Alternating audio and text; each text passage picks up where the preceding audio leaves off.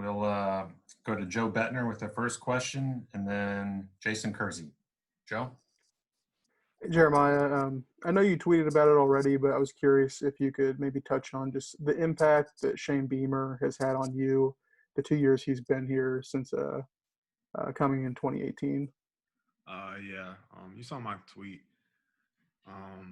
Like I said on it, truly one of the most caring and genuine coaches I've ever met. He's helped me develop me as a player. He's not the type of person to micromanage. Um, he he kind of just lets me go out there and play, and it's he's my coach, but at the same time, he's my friend. And you can't really say that about too many people. And I'm sad to see him go. I truly am. But at the same time, I couldn't be happier for him because his happiness is important to me too, as well as his family. And so I'm happy for him. Thanks, Jeremiah. Jason Kersey, and then Ryan Aber. Hey, Jeremiah. Coach Riley was just on here and said he didn't really think anyone on the offense played particularly well the other night. I'm just wondering, what do you attribute that to, that performance, and how did you think you played personally? Well, starting with me personally, obviously I made a few mistakes out there. Most obvious, the sack I gave up and the drop ball I had, and some other smaller things. But yeah, me personally, I didn't think I played my best game. Honestly, that was probably one of my worst games here. And I don't really attribute that. I don't really connect that to anything else. I'm really not sure, to be honest. It's the practice we had last week. It wasn't bad, but I think that with the amount of guys that we were missing, we kind of pulled back a little bit in terms of our physicality and our pace during the game, and that obviously translated to the game. You can't just arrive on Saturdays and expect things to go your way if you didn't practice with the intent to go out there and play physical and get the job done. So I think we were a little bit too casual last week in practice. That's probably what I would connect it to. And at the same time, that's no excuse. So this week we've definitely stepped it up a notch already, yesterday and today, and we're going to be better this weekend. Thanks, man. Okay, let's go to Ryan Aber and then Eric Bailey. Yeah, Jeremiah, given some of those struggles that you just mentioned, is it a benefit to be playing this weekend, or how important is it to play this game this weekend leading into the Big 12 title game, as opposed to if you had struggled and had 2 weeks to think about it and not have a game right in front of you? Well, first off, we're competitors here at the University of Oklahoma. This team competes. So no matter what game we have on the schedule, we're going to go out there and we're going to prepare and we're going to play our hearts out every single week. The Big 12, that's not really in our minds right now. It's not really a topic of conversation. Yes, we know that we're in the game. Yes, we know that we're in it. Like there's no reason why we would be relaxed this week. If anything, we need to take this week to prove to ourselves how great of an offense we are. We need to go out there this week and dominate and go into the Big 12 championship with confidence in ourselves after we get the job done this week. So yeah, we're not really looking ahead. We're locked in on West Virginia this week. Appreciate it, Jeremiah. Eric Bailey and then Kerry Murdoch. Hey, Jeremiah, just one more Shane Beamer question. I wanted to ask you about your favorite memory of him while you're playing for him. I'm assuming getting a headbutt and then seeing him get stitches is probably up there. Would that be safe to say? Yeah, definitely the stitches is something that sticks out to me just because it was everywhere. After it happened, it was on ESPN, it was on Bleacher Report, it was on Student Sports Daily. They talked about it. You guys talked about it. So whenever I think about my coach, that's definitely a top memory that comes to mind. As well as a a lot of other things, like when I score a touchdown or when the guys score a touchdown, he'll come out there and he'll give us a hug. But we always make sure not to bump heads. So every touchdown after that is kind of memorable. But yeah, him getting stitches is definitely the top one. Thanks, Jeremiah. Kerry Murdoch and James Hale. Hey, Jeremiah, I was curious if you could talk about what stood out about watching Spencer Rattler go through this year. I mean, he's a guy that never played a snap, and he was a Heisman, betting, not the favorite, but like you could bet on him to win the Heisman before the year started. Never played, and just to follow, the quarterbacks that he's followed. What have you come to appreciate most about how he handled this year? I've come to appreciate the quarterback and the person he's become, because I could never imagine never playing a snap of college football and being, selected to possibly win the Heisman. That's like unheard of. It's not normal.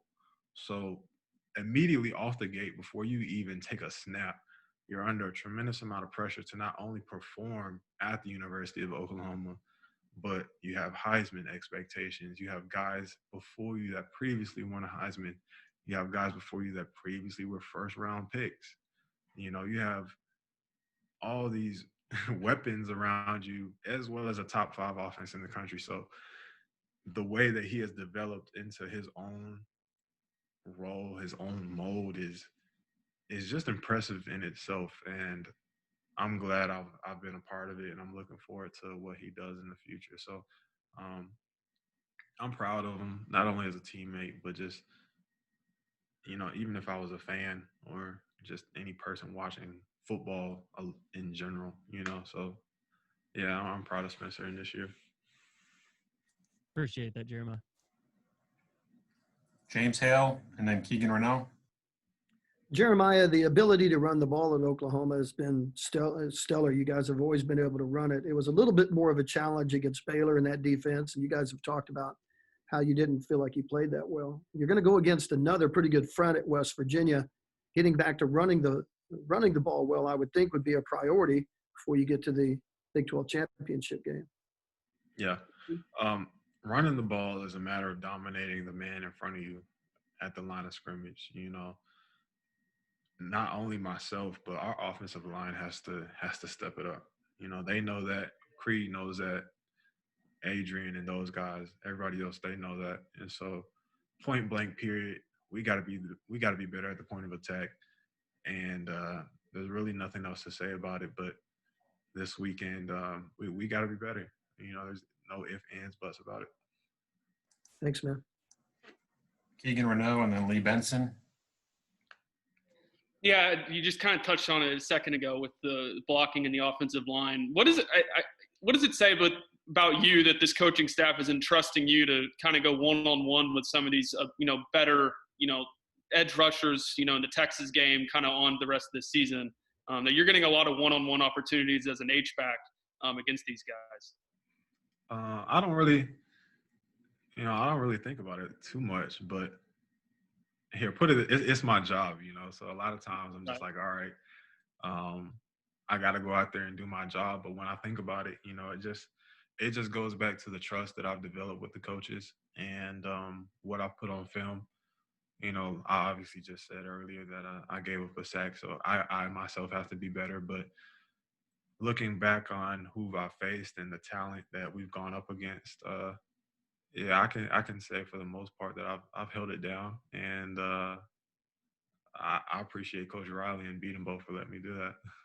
What is it about the pass blocking that as the H-back? Because like Braden Willis obviously does it. Stogner lines up outside some more sometimes. How did you have to develop in terms of pass blocking to be able to be a cohesive part of this offense?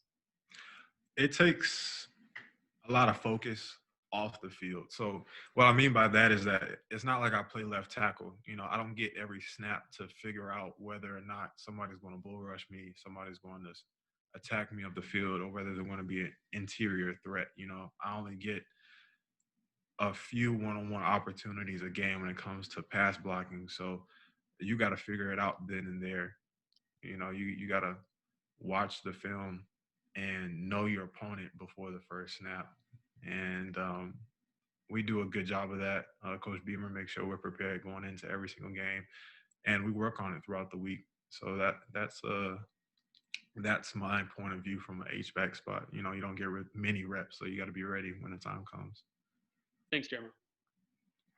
Lee Benson and then Parker Thune. Hey, Jeremiah, you all are on track to play your full schedule of games, and then, and additionally, the Big 12 title. When you look around college football and you see other teams not getting a chance to play a full schedule, is there a sense of pride, in your team and in your conference that you're able to get this far with very few issues for the most part? Yeah, to be honest, I didn't think we'd make it. I didn't think that we would make it this far, and it's a blessing to even play football at this point. I told the team this last week before our game, or before Baylor. We truly don't know when our next game will be our last, especially when it comes to this season. We had a lot of guys missing last week, and that just goes to show that you can't take advantage of any opportunity. You have to take advantage of every opportunity that we have to be out there on Saturday. And yeah, I'm proud of our staff. I'm glad that Scott and the rest of the staff put together a good plan for us, and for the most part, it's worked out pretty well. And I'm just happy to be playing college football at this point. Okay, last two questions, Parker Thune and then Joey Helmer. Jeremiah, I'm curious, as one of the elder statesmen in that locker room, what your mentality is going to a week like this when you know that you're going to be playing in the Big 12 championship 2 weeks from now.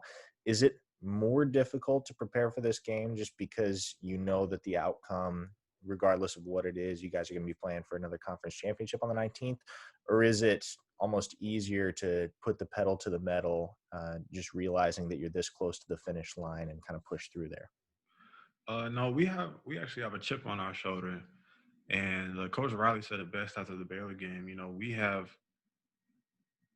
the most reasons to want to go out here this weekend and prove to ourselves that we are who we say we are. As an offense last week, we didn't play to our standard, and so if anything, we need to get right before going into the Big 12 championship. So the fact that we didn't play good last week is making us press the gas even harder, and that's our mentality for the week. We're not really worried about the Big 12 championship. Appreciate that, Jeremiah. And Joey Helmer. Yeah, one more Beamer question. It'd be easy for him right now just to focus on exactly just everything he's got going on at South Carolina, but he emphasized yesterday that he wants to finish things out with you guys. What does that mean to you guys, that he wants to finish the season out with you? It means the world to me, because I can only imagine what it's like being a head coach, especially transitioning to one. You got to possibly fire a bunch of people. You got to hire a bunch of people. You got to keep recruits. You got to make phone calls.